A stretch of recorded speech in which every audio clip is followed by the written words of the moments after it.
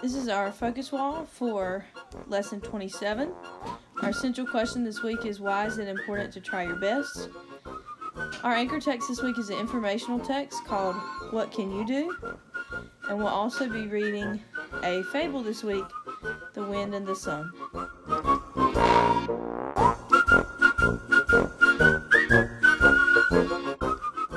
This weighs almost nothing, but no matter how hard you try, you can't hold it for long. What is it?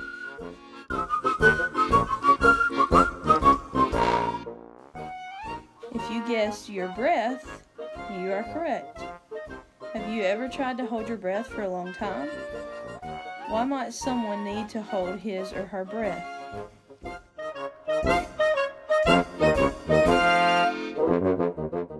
Let's play a clapping game. I will say a word, then I will say it again. I want you to clap for each syllable, then we'll count how many claps we did for each word. Let's begin. Tighter. Tighter. Clapping. Clapping. Longest. Longest. Taller. Taller. Bedtime. Bedtime. Worked. Worked. Listen to this word. Tighter. Say and clap the syllables with me. Tight-er. We clap 2 times. How many syllables are there in the word tighter? There are 2.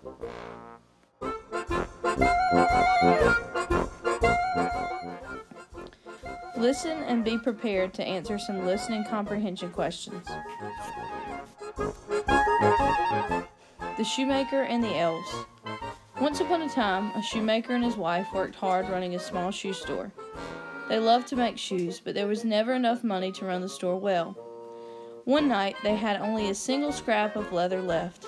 It was just enough to make one last pair of shoes.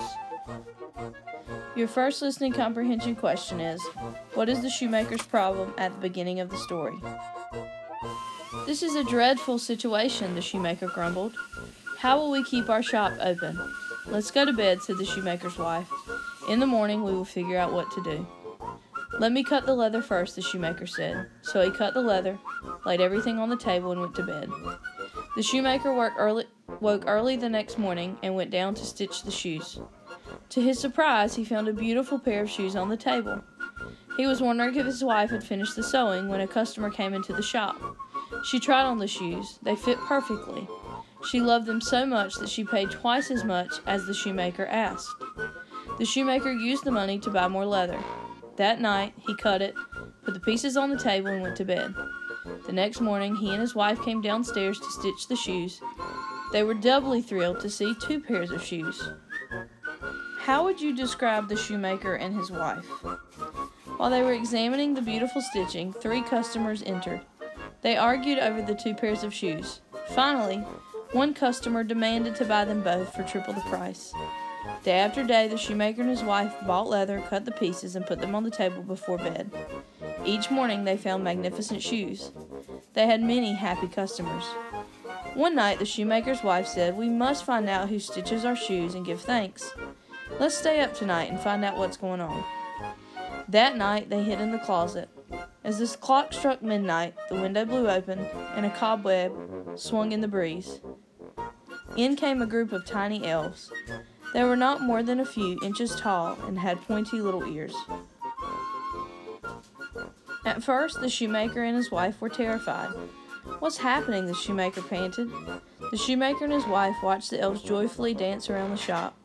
They stitched the leather, cut trim, made soles and heels, and laced laces. Before daybreak, the elves lined up the new pair of beautiful shoes on the table. The shoemaker asked, "How can we repay the elves?" "I have an idea," his wife said.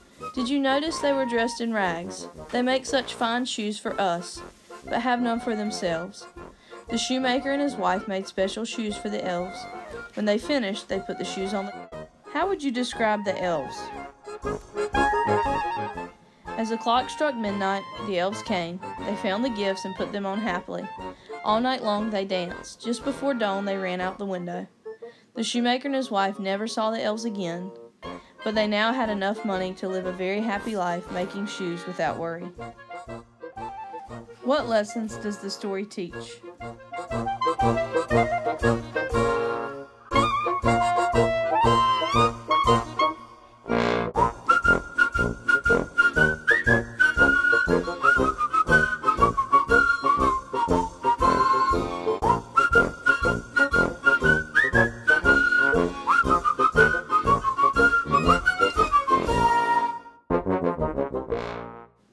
I'll say a word and clap its syllables. Listen. Faster. Faster. Faster has 2 syllables, fast and Listen and say fastest. Fastest. Fastest. Fastest has 2 syllables too. Now let's do some others. I'll say a word, clap the syllables with me, and tell me how many syllables you hear. Listen. Harder. Hardest. Now you listen and clap. Tell me how many syllables you hear. Busier. Jumpy. Sillier. Silliest. Colder. Chilliest. The base word happy can have the letters ER added to show you are comparing 2 things. Listen. Happier. Now you say it. The word happy can have the letters EST added to show you're comparing more than 2 things. Listen. Happiest. Now you say it. Happier ends with the letters ER. The letters ER are added to make the word happier. Write and read the words happy and happier. Write and read the words happy and happiest. Remember to erase the Y and write I for happier and happiest.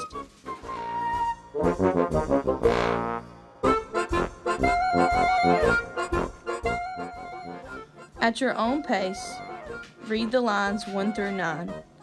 Pause the video as needed.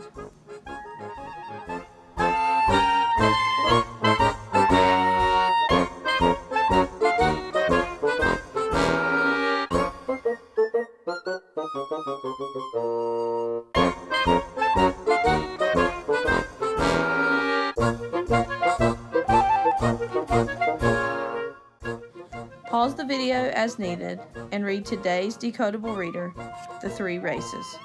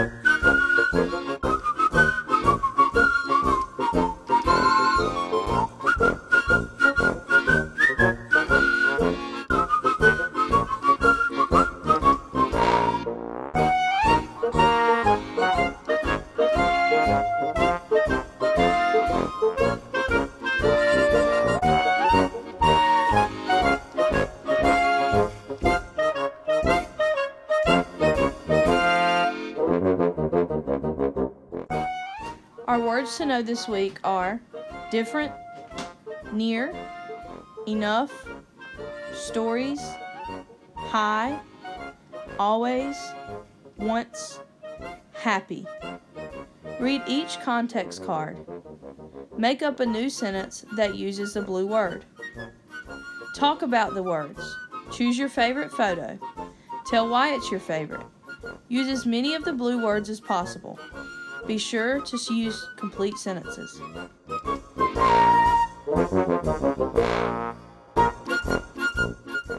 Our target skill this week is author's purpose.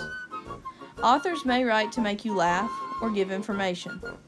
An author's reason for writing is called the author's purpose. As you read, use important details to help you figure out what the authors want you to learn. List the details in the chart, like the one shown. Our topic this week is trying hard. Learning something new can be hard work. Learning to ride a bike takes practice. Learning to snap your fingers does too. Not many people can do it the first time they try. In What Can You Do, you will find out what different children can do.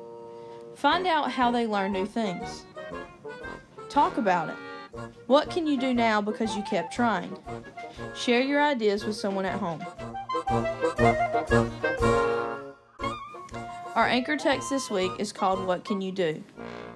It is an informational text which gives facts about a topic. So look for information and facts in the words. Also look for photographs that show the real world. Remember, our essential question this week is, why is it important to try your best? I know a boy who can draw very well and a girl who can climb very high. We are all good at doing something. We're always learning new things as we get older. Analyze the text. Why do you think the authors wrote the selection? What details help you know?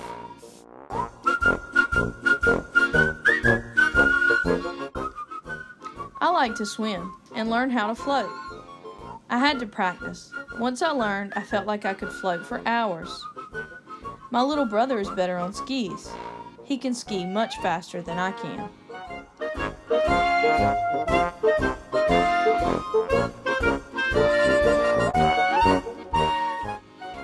We're happy when we do something well, whatever that might be.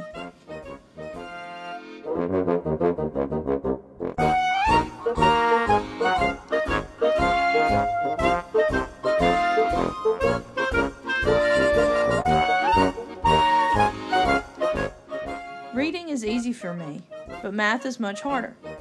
I'd like to be better at math, though. I can't read very well yet. I wish I could. It can take a long time to be good at something. If we practice, things get easier and easier to do.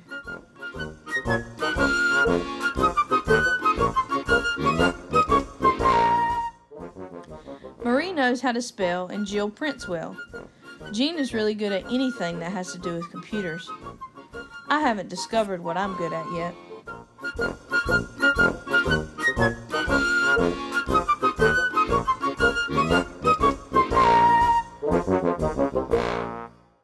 Nathan writes funny stories about science. Some of the funniest ones are about a baby robot. Beth likes to build. The biggest tower she ever built was taller than she is.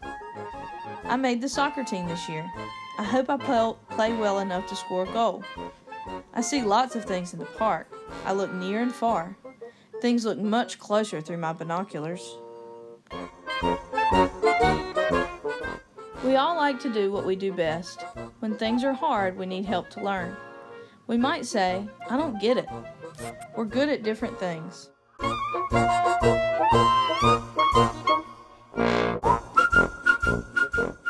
I feed the baby myself now. When she gets bigger, she will not need help. I can fix my brother's wagon. I'm younger than my brother, but I'm good at fixing things. I got my training wheels off earlier than I thought I would. I felt very proud. The kids made me captain of our team. That was one of the happiest days of my life. Using context clues, what does it mean to be captain of a team? What clues help you know?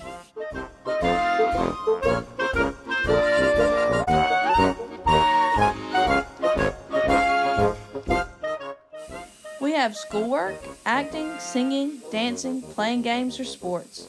We all have something we do well. What can you do?